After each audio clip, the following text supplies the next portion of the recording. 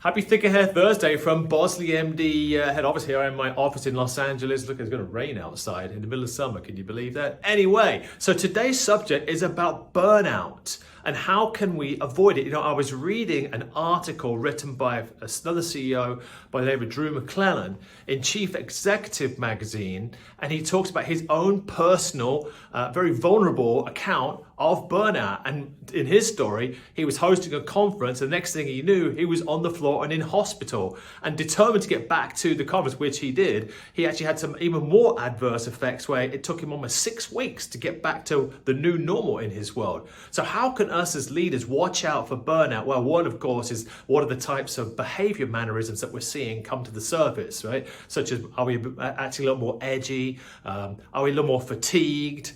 How much time are we on devices? You know, between your iPhone or your Android and your tablet and your TV and your computer, we weren't made to digest all this content. And, you know, that's why we feel like we're always on. So how do we break free of that? And here's 3 suggestions that Drew talks about. First of all, getting more quality sleep. And that probably means less fried food and alcohol before we go to bed. That's probably number 1.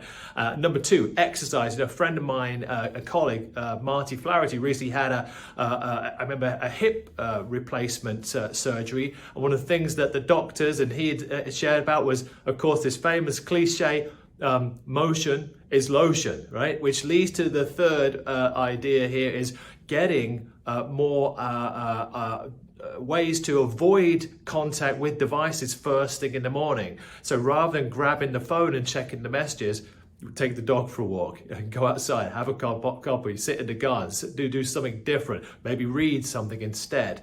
So there you go. There's the 3 couple of takeaways. Hopefully you're doing a good job in this post-pandemic world of avoiding burnout, trying to do it here, and I wish you a great Thicker Hair Thursday.